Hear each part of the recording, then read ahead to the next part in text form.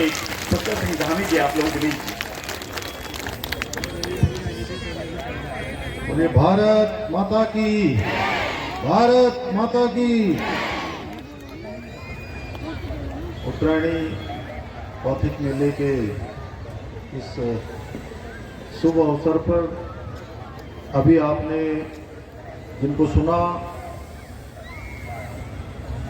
हमारे चंपावत विधानसभा क्षेत्र से लगातार क्षेत्र का प्रतिनिधित्व करने वाले और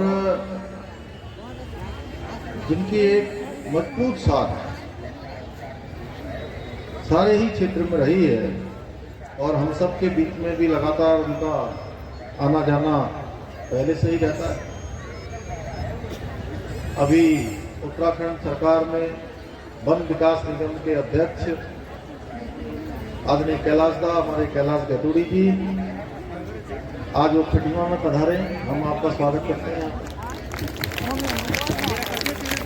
और इस मेले के मैं कहूँ फाउंडर मेंबर और कुमाऊं उत्थान मंच समिति के अध्यक्ष आदरणीय ठाकुर सिंह खाबी जी, हमारे बचपन के मित्र और इस मेले का लगातार संचालन में जिनकी भूमिका है महासचिव के नाते भाई भुवन भट्ट जी, हमारे आदरणीय मेहता जी, हमारे गुरु जी जिन्होंने हमको पढ़ाया भी है, हमारे केटी भट्ट जी, एडवोकेट साहब केटी भट्ट जी, मुन्नी पांडे जी, ओझा जी, हमारे सभी मेले के इस बहुत शानदार आयोजन में अपना योगदान देने वाले सभी हमारे पदाधिकारीगण, सभी आए हुए हमारे अतिथिगण और इस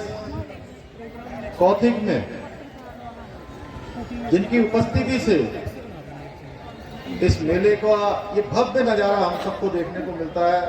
मेरे सभी बड़े बुजुर्ग, माताएं, बहनें, मेरे नौजवान साथी, सभी प्यारे बच्चे और विभिन्न विभिन्न स्थानों से आए हुए सभी हमारे कलाकार बंधु जो इस मंच से अपनी प्रस्तुति देते हैं। मैं सबसे पहले तो आप सभी को आज जो भगवान सूर्यदेव उत्तरायण में आ गए हैं, उत्तरायण में प्रविष्ट हुए हैं, इस उत्तरायणी की घुघुतिया त्योहार की बहुत बधाई देता हूँ, बहुत शुभकामनाएं देता हूँ कि भगवान सूर्य आपके जीवन में हर प्रकार से मंगल करें, हर प्रकार के अच्छे काम आपके घरों में प्रारंभ हो। और भगवान सूर्यदेव के उत्तरायण में आने से जब उत्तरायणी होती है तो हमारे सारे मंगल काम शुरू हो जाते हैं, सारे अच्छे काम शुरू हो जाते हैं।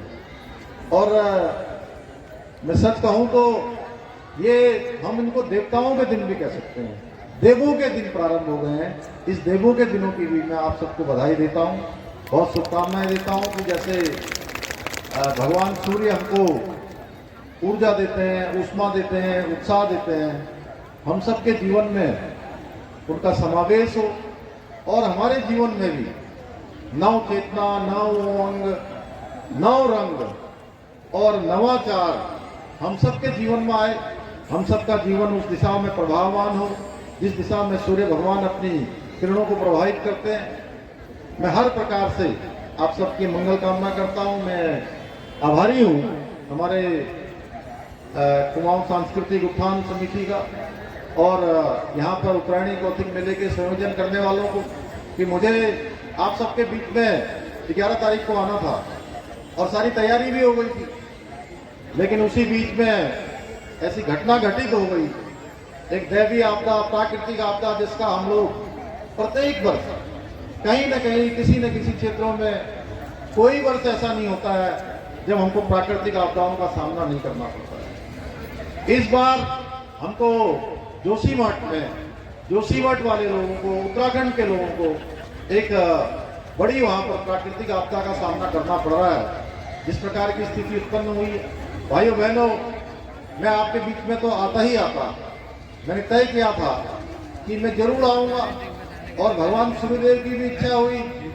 और आज मैं कैलाश दा से कह रहा था सवेरे, मैंने कहा पता नहीं खटीमा में कैसे जाना हो पाएगा, इन्होंने कहा भाई साहब आपने सोच रखा है? मैंने कहा हाँ सोचा तो है, लेकिन मैं सवेरे भी आए थे, हमारे अंकल खाती जी आए थे, भट्ट जी आए थे, और हमारे सभी लोग आए थे, मेहता जी आए थे हमारे गुरु। तो मैंने आपसे कहा कि मैं आ भी सकता हूँ, और नहीं आया तो गीता जी आ जाएंगे और मेरा संदेश जो है उनके माध्यम से सबको दे देना। लेकिन संजोग ऐसा हुआ कि गीता जी मेरे से पहले आ गई और हम लोग भी आ गए, एक के साथ एक और एक फ्री में भी आ गए। तो सब भगवान सूर्यदेव की कृपा, आप सबके बीच में आने का अवसर मिला और मन में बड़ी इच्छा भी थी, क्योंकि ये मेला जब प्रारंभ हुआ था तब से लेकर आज तक जब जब मेला हुआ है, शायद कोई ऐसा वर्ष रहा होगा जब मैं मेले में नहीं आया। प्रत्येक वर्ष में मेले में आता था, और आज मैं देख रहा हूँ बहुत सारे काम जो मैंने यहाँ का विधायक न रहते हुए सोचे थे और यहाँ का विधायक बनने के बाद भी बहुत सारे काम सोचे थे, वो सारे काम एक एक करके पूरे हो रहे हैं। मुझे बहुत खुशी हो रही है कि हम सोचते थे मेला बड़ा भव्य होगा, धीरे धीरे मेला पूरी भव्यता की ओर चला गया। आज मैं कह सकता हूँ पूरे उत्तराखंड में अगर सबसे भव्य मेला, कहीं शानदार मेला कहीं पर होता है तो वो खटीमा में होता है। शानदार हमारे एक से एक यहाँ पर कलाकार बंधु आते हैं, आप सब लोगों की उपस्थिति होती है। इस मेले के संबंध में भी पिछली बार मैंने कुछ घोषणाएं भी करी थी यहाँ पे, और हमारा ये मानना है कि हमारा मेला लगातार बढ़ना चाहिए। इसके चारों तरफ, क्योंकि मेले के नाम से थोड़ा सा कुछ टेक्निकल उसमें दिक्कत आ रही थी, तो हमने यहाँ पर ट्रैक की घोषणा करी थी। ट्रैक का पैसा भी स्वीकृत हो गया है, मंच निर्माण है, अन्य है। तो ये मेला बढ़ना चाहिए, लगातार बढ़ना चाहिए। हमारी संस्कृति का उत्थान होना चाहिए, संस्कृति इसका संवर्धन होना चाहिए। इसको लेकर जहाँ पिछले दिनों आपने देखा होगा अमावस एकादशी के दिन जिस दिन हमारे यहाँ दोबारा से सिर पूछते हैं जो लोग दिवाली में नहीं आ पाते, क्या नहीं 11 दिन बाद इगास के दिन, वहाँ गढ़वाल में इगास कहते हैं, यहाँ बूढ़ी दिवाली कहते हैं, एकादशी कहते हैं। अलग अलग तरीके से सब लोग अपने अपने क्षेत्रों में मनाते हैं, जहाँ की जैसी परंपरा है।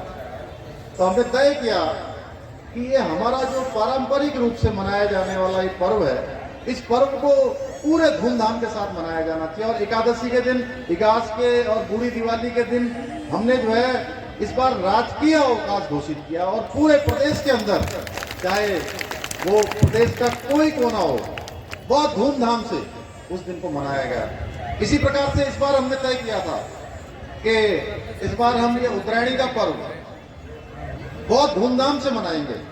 जैसे हमारे यहाँ का पर्व हरेला है, हरेला को आज राष्ट्रीय पहचान प्राप्त हो गई है। पूरे प्रदेश के अंदर हरेला एक दिन मनाया जाता है, और करोड़ों करोड़ों की संख्या में पेड़ लगाए जाते हैं, जो प्रकृति संरक्षण भी होता है। इसी प्रकार से हमने तय किया था कि उत्तरायणी का भी ये पर्व पूरे उसमें मनाया जाए, और ये मनाया भी गया। बागेश्वर में मनाया जा रहा है, खटीमा में आप लोग पहले से मनाते हैं, टनकपुर में भी कल हम लोगों ने इसको एक आरती का रूप दिया, शारदा माँ शारदा की वहां पर आरती हम लोगों ने प्रारंभ की है। कटारमल में हो रहा है, देवप्रयाग में हो रहा है, हरिद्वार में हो रहा है, अनेकों स्थानों पर। थोड़ा और हम भव्यता दे सकते थे, लेकिन बीच में क्योंकि आपदा के कारण से इस बार बहुत ज्यादा मैं ध्यान नहीं दे पाया, क्योंकि हमारी प्राथमिकता इस समय आपदा से निपटने की है। लेकिन मैं चाहता हूँ कि जिस प्रकार से हरेला हो गया, जिस प्रकार से बूढ़ी दिवाली हो गई, उसी प्रकार से उत्तरायणी भी हमारे पूरे देश में जगह जगह मनाई जाए, और धूमधाम से मनाई जाए, प्रदेश में मनाई जाए। इसको एक पहचान जो पहले से हमारे पूर्वजों के द्वारा मनाया जाता रहा है, और इसका एक साइंटिफिक रीजन भी है, वैज्ञानिक कारण भी है। भगवान सूर्य डायरेक्ट हमारे संपर्क में आ जाते हैं, डायरेक्ट उनकी ऊर्जा हमको ज्यादा मिलने लगती है, उनकी ऊष्मा ज्यादा मिलने लगती है, उनकी किरणें सीधे संपर्क में आ जाती हैं। तो ये भगवान सूर्यदेव को समर्पित किया उत्तरायण का यह पर्व संपूर्ण धूमधाम से मनाया जाए। हम लोग प्रयास करेंगे आगे ये संस्कृति हमारी पीढ़ी दर पीढ़ी आगे जाए। मैं आप लोगों को बधाई देना चाहता हूँ कि मेला और ये कौथिक, मुझे भी बचपन से कौथिक में जाने का बहुत शौक रहा है। बहुत देखते थे हम लोग, बचपन से याद करते थे, इंतजार करते थे कि कब मेला आएगा, कब कौथिक आएगा, कब जाएंगे, कब ये घुघुतिया त्योहार आएगा, कब सेल खाएंगे, कब पूरी खाएंगे, कब हलवा बनेगा। ये बहुत अब आजकल के बच्चों के लिए हलवा पूरी ये सब क्या है, वो खाते ही नहीं है। हमारे ही बच्चे नहीं खाते। हलवा रख दो, पूरी रख दो, उनके लिए बड़ा अब कहते कुछ बच्चे अच्छा भी मानते हैं, लेकिन मैं सबकी बात नहीं कर रहा। कुछ बच्चे जो है कहते हैं अरे पापा ये नहीं खाना है, अरे मम्मी ये नहीं खाना है, अरे ये नहीं खाना है। हम कहते थे अरे कब ये त्योहार आल, कब हलवा बनल, कब पूरी बनल, कब सेल हलवा है, कब बड़ा बनल। तो पुरान समय में इस बात है। और अब यही जो है ये पर्व हमारे बच्चे भी जाने, हमारे छोटे छोटे आने वाली नई पीढ़ी के बच्चे जाने। उसके लिए आप सब लोग यहाँ पर बहुत ही करते हैं। मैं बधाई देता हूँ आपको। आज हमारी संस्कृति उत्तराखंड की हर जगह जा रही है, दुनिया के अंदर जा रही है। ये देखिए हमने एक टोपी पहन रखी, सबने एक जैसी। ये टोपी जानते हैं किसने पहनी? हमारे देश के प्रधानमंत्री मोदी जी ने 26 जनवरी के दिन, पिछले साल 26 जनवरी के दिन उन्होंने पहनी। मैं धन्यवाद करना चाहता हूं प्रधानमंत्री मोदी जी का कि उन्होंने हमारे उत्तराखंड की संस्कृति को पूरे देश के और पूरे विश्व के अंदर ले जाने का काम किया है। इस बार का साल हमारे लिए बहुत महत्वपूर्ण वर्ष है। इस महत्वपूर्ण साल में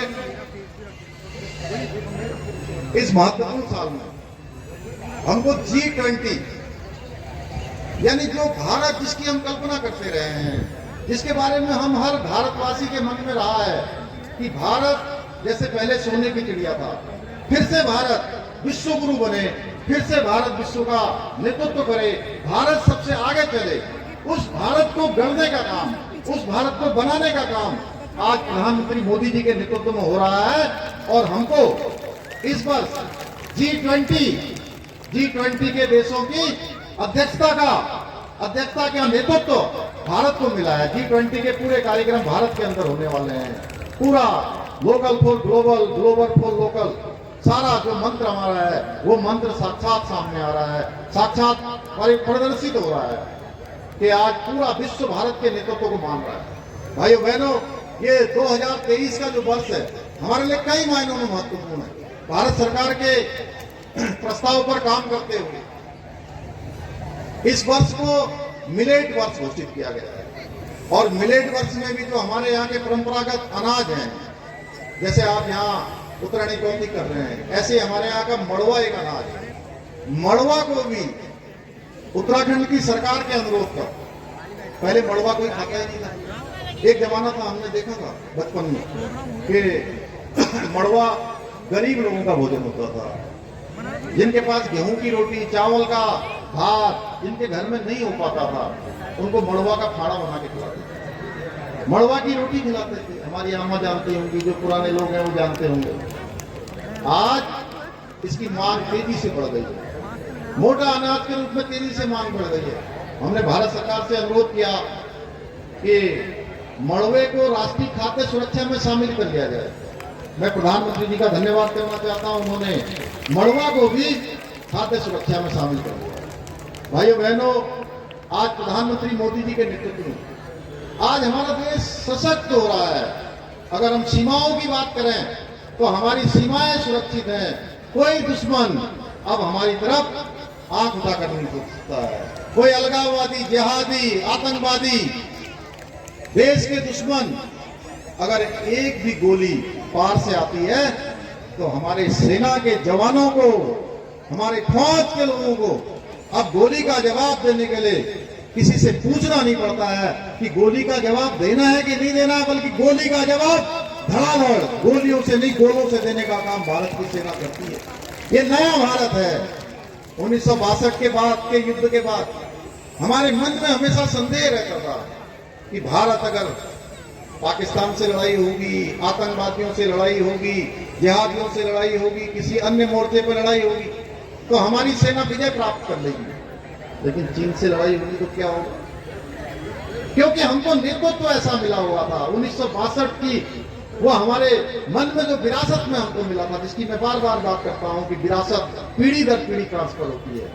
लेकिन आपने देखा होगा गलवान की घाटी में जब चीन के सैनिकों ने भारत की ओर चढ़ाई करने का प्रयास किया, हमसे जो है मुकाबला करने का प्रयास किया, भारत के सैनिकों ने उनके दांत फट्टे कर दिए और वापस जाने को मजबूर कर दिया।